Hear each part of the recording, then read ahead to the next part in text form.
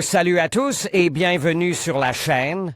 Je m'appelle Émile Garnier et ici, on parle de voitures sous tous les angles, entretien, astuces pratiques, fonctionnement des moteurs et bien plus encore. Si vous voulez mieux comprendre votre véhicule et éviter les erreurs coûteuses, vous êtes au bon endroit. Pensez à mettre un j'aime, à vous abonner à la chaîne et à regarder la vidéo jusqu'à la fin. Vous y trouverez des infos vraiment utiles. La Dodge Caliber est construite sur une plateforme économique pour le marché américain, mais dans un format adapté à d'autres pays. Le modèle a été proposé en Australie, en Chine, en Europe et en Russie. Pour sa catégorie, la Caliber est aussi simple que possible, mais elle a ses avantages, elle est facile à entretenir et son fonctionnement est relativement bon marche. Le modèle est basé sur la plateforme Chrysler PMV-MK. Il s'agit d'une variante du Bogie GS de Mitsubishi, sur lequel sont fabriqués la Lancet, l'ASX et même l'Outlander XL. Cependant, l'accent américain est très marqué, le câblage est différent et les suspensions arrière présentent de sérieuses différences par rapport au modèle japonais. Pour le reste, il s'agit d'une plateforme typique avec une grande carrosserie tout en acier, il n'y a pas du tout d'aluminium dans la conception. Des suspensions MC Ferson à l'avant et multibras à l'arrière, typiques de la catégorie. La transmission de base est avant, la transmission intégrale optionnelle est réalisée au moyen d'une boîte de vitesse angulaire et d'un embrayage électromagnétique sur l'essieu arrière. Les moteurs sont des 4 cylindres de série Chrysler World Engine développés par l'alliance GEMA, atmosphérique de 1,8, 2,0 et 2,4 litres et suralimente de 2,4 pour la version SRT 4. Daimler Chrysler, en tant que propriétaire de la marque Dodge, a participé au développement de ces moteurs, connus sous le nom de série 4B1 pour Mitsubishi et Theta 2 pour Hyundai. Les moteurs sont conventionnellement interchangeables, mais pas identiques. Il faut tenir compte du fait que même les blocs cylindres sont légèrement différents des moteurs japonais et coréens, sans parler du groupe de pistons, de l'équipement auxiliaire, de la configuration du système d'alimentation et des joints. Le fonctionnement de ces moteurs présente également des caractéristiques qui leur sont propres. Les moteurs diesel Volkswagen 2.0 TDI sont également présents chez Dodge, les Américains n'avaient pas les leurs, et les moteurs diesel ont été collectés relativement près de la Caliber produite aux États-Unis et au Mexique. Les transmissions étaient représentées par des variantes manuelles à 5 et 6 vitesses, l'alternative étant un variateur Jatco.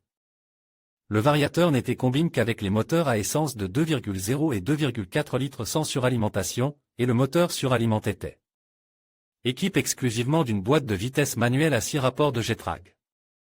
Chronologie janvier 2006. La voiture de série fait ses débuts au Salon international de l'automobile de Détroit. Mars 2006.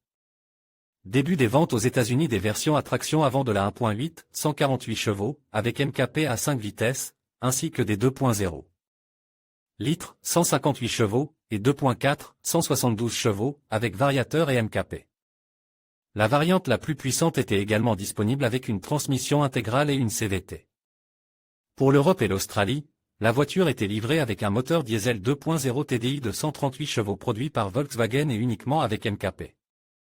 Février 2008. La version SRT 4 sur mécanique avec transmission intégrale, moteur 2,4, 285 chevaux, turbocompresse fait son apparition. Une nouvelle version diesel de 170 chevaux avec transmission automatique est ajoutée. Novembre 2011.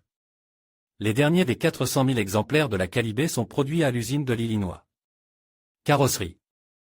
Panneaux extérieurs à première vue, l'épithète, la carrosserie, comme à Ziguli, à propos de la Dodge Caliber est un indice. Formellement, la carrosserie, américaine, est galvanisée et le métal est peint de manière qualitative, même la couche brillante reste longtemps en place. Ce n'est qu'ici que le vernis, avec le temps, peut commencer à se décoller des pare-chocs, et entre les panneaux de carrosserie, sauf que le doigt n'y pénétrait pas. Objectivement, on est loin des espaces minimaux et de la peinture qui tient fermement sur le plastique auquel les Européens sont habitués. Parfois, les carrosseries de voitures qui n'ont même pas été accidentées ont l'air tordues. À une époque, une légende circulait même à ce sujet, on disait que les conditions difficiles de livraison en Russie étaient à l'origine de tout. J'ai du mal à le croire, mais mes connaissances ont effectivement reçu une nouvelle voiture avec une carrosserie aussi tordue. Cela peut être dû à la faiblesse de la construction du châssis ou à un mauvais travail de fixation de la voiture sur le bateau. Si les fixations sont trop serrées et que la surface sous les roues est inégale, la carrosserie peut être déformée. En tout état de cause, les portières de ce modèle fermaient mal et il était impossible d'obtenir des autorisations comme pour une voiture neuve normale. Et les connaissances étaient loin d'être les seules victimes, car de nombreuses personnes ne refusaient pas ces voitures, mais les utilisaient, c'était une neuve. Mais le plus triste, c'est que la carrosserie se corrode, malgré la galvanisation et l'utilisation de matériaux strictement américains. Pour la peinture et d'acier américain. Tout d'abord, les seuils et les arches pourrissent, ainsi que toutes les jointures des ailes et des pare-chocs. Le bord du toit, les endroits où la peinture s'écaille, les parties inférieures et les bords des portes ne sont pas loin derrière. En termes de taux de corrosion, des punaises apparaissent sur toutes les surfaces extérieures, y compris sur la partie plate du toit. La corrosion n'épargne pas le cadre du capot, le couvercle du coffre sous le couvercle en plastique et le long du bord inférieur. Dans notre région, les Dodge sans sous-peinture, sans rouiller avec des seuils d'origine deviendront bientôt une rareté.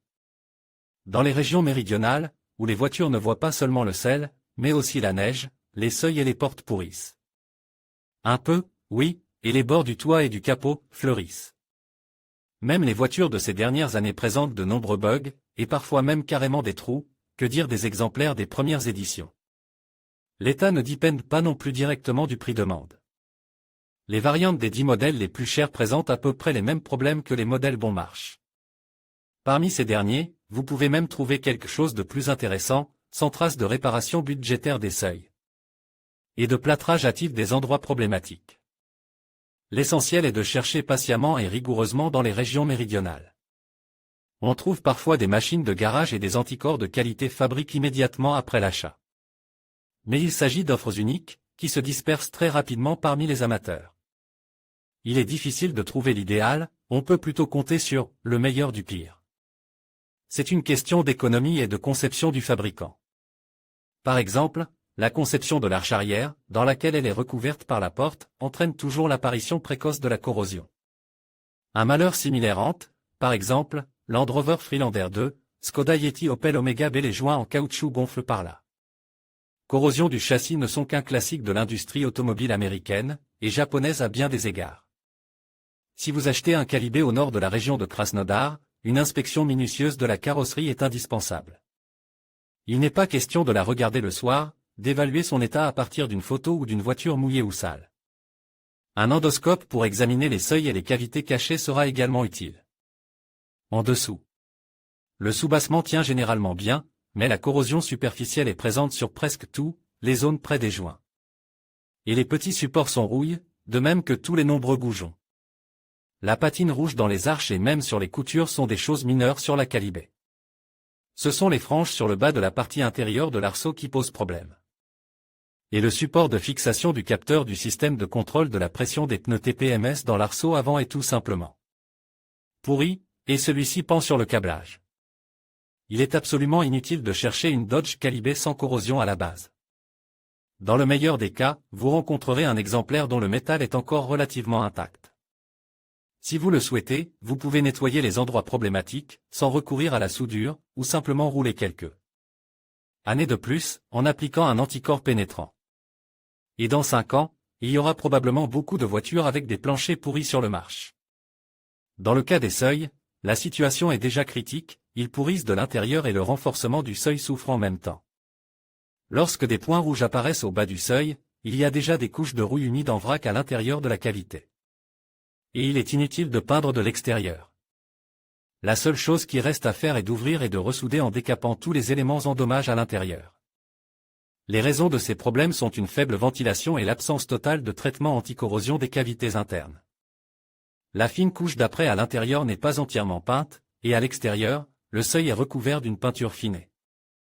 Délicate sans couche anti-gravillon. La galvanisation n'est effectuée qu'à l'extérieur et le revêtement galvanique est extrêmement fin. Aucune mesure n'est prise pour éviter qu'elle ne brûle dans les points de soudure lors du montage en usine, la rouille se développait. D'abord autour des points de soudure. Les coupelles de la suspension avant sont pourries au niveau des goujons de fixation et des joints. Et les coutures peuvent pourrir sur le côte du garde-boue du compartiment moteur, ainsi que sur le code du bouclier moteur et du renfort supérieur du longeron, comme par hasard. Les raisons sont banales: mauvaise protection des coutures, accumulation de débris et d'eau dans la niche du surmoteur et manque d'entretien.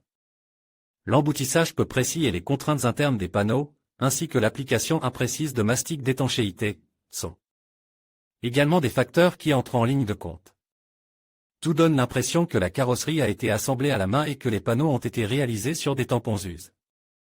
En général, tous les charmes du budget d'assemblage américain. Quelque part en Californie, ce serait le cadet des soucis, mais dans notre pays, c'est la carrosserie qui tombe en panne en premier. Les concessionnaires n'ont pas non plus effectué de traitement supplémentaire. De toute façon, il y a peu d'exemplaires avec une bonne sécurité des seuils. Presque toutes les voitures réussies ont un historique d'entretien transparent et n'ont été préservées que grâce à l'attention de leurs propriétaires. Équipement de la carrosserie: la qualité dans les details n'est pas une question de Dodge. Les serrures sont délicates et des supports en plastique à jour, qui tombent régulièrement en panne, sont utilisés pour les lève-vitres. Le couvercle en plastique du coffre n'est pas en reste, il se défait constamment de ses fixations. Ne vous étonnez pas de voir des pare-chocs affaissés à cause de fixations ratées, des charnières de porte fragiles et un pare-brise de travers. Le nombre de petites pannes qui font trébucher tout propriétaire d'une telle machine est assez élevé. Tous les éléments n'ont pas de problème purement liés à l'âge. Beaucoup sont tout simplement fragiles et susceptibles de tomber en panne. Quelque chose n'aime pas le froid et la neige, les pare-chocs sont banalement mal peints, et les fixations défectueuses ne tolèrent aucun contact. Les essuie-glaces sont tout simplement très bon marche. Les essuie-glaces avant ont intérêt à ne pas se mettre en marche lorsque le pare-brise est recouvert de neige. Quant à l'essuie-glace arrière, si le balai a gelé sur la vitre ou si le mécanisme s'est bloqué à cause de la corrosion, il cassera le boîtier. Tous ces éléments sont au moins bon marche dans le pays d'origine de la voiture, mais dans notre pays, les délais de livraison et les prix ne favorisent pas une attitude sereine à l'égard de ces bagatelles. Salon: si nous laissons de côté le design particulier et la très faible durabilité du volant et des sièges, l'intérieur est très bon. On y trouve beaucoup de plastique bon marche, mais il est spacieux et présente un style particulier. En comparaison avec les voitures européennes bon marche, l'intérieur est médiocre et l'élaboration des petits éléments laisse à désirer. Mais les amateurs de Renault bon marche et même de certaines voitures, japonaises et coréennes, n'auront pas de revendications particulières. C'est à peine s'ils remarqueront que de nombreux boutons ne sont pas éclairés, que les leviers fonctionnent avec un son erroné ou que, dans les ensembles complets bon marche, le siège du conducteur n'est pas relevable. Mais voici un tableau de bord, joyeux, confortable, avec beaucoup d'espace pour les petites choses et un volant agréable. Il est également difficile de tuer l'intérieur. S'il n'est pas lave au jet d'eau et poli au papier de verre, il conserve son aspect pendant longtemps. Un climatiseur qui tue permet de réduire la quantité de poussière qui pénétrait dans l'habitacle par les fenêtres, il vous gelait littéralement jusqu'à l'os. L'entretien du climatiseur est généralement simple et ne pose aucun problème, à l'exception de quelques pannes occasionnelles du système électrique. L'électricité: l'équipement électrique de la voiture est lui aussi extrêmement simple, et c'est plutôt un avantage. Seule la qualité de l'exécution laisse à désirer. Le câblage du compartiment moteur passe dans le passage de roue droit, au-dessus d'un casier, et il pourrit dans cette zone avec succès. Devant la roue, dans le même passage de roue, il y a un bloc de relais des ventilateurs du système de refroidissement, et lui aussi, dans notre saleté et notre humidité, ne vit pas longtemps. Le bloc de relais est relié au câblage des phares. Les faisceaux de câbles sous le capot sont parfois détruits, car la qualité des fils et de l'isolation plastique est très moyenne. Enfin, les fils situés dans les ondulations des portières, en particulier celles du conducteur et de l'arrière, se cassent. Les fils se cassent parfois dans les endroits les plus inattendus. Il peut s'agir d'un connecteur non scellé à la boîte ou d'un connecteur affaisse de la tresse de la berline, mal serti à l'usine. Et, bien sûr, on ne met pas de graisse dans les connecteurs. Une autre défaillance fréquentée est le rétroéclairage du tableau de bord, qui est en train de mourir massivement, et parfois les flèches de direction. L'éclairage du bouton d'urgence ne fonctionne pas dans la plupart des cas, et les boutons eux-mêmes tombent souvent en panne. L'unité de verrouillage central est séparée et tombe parfois en panne. Ce qui est désagréable, c'est que des câbles pourris et des relais de blocage sont impliqués dans des circuits importants, de sorte que la voiture peut périodiquement ne pas démarrer en raison de leur défaillance. Pour le reste, les problèmes sont simples, la plupart d'entre eux peuvent être résolus par une personne qui sait utiliser un testeur ordinaire. L'essentiel est de ne pas brûler la voiture à cause des courts-circuits. Les générateurs fiables ainsi que la présence d'une lampe de poche à batterie régulière sont d'agréables bagatelles. Il est vrai qu'il faut périodiquement changer la batterie.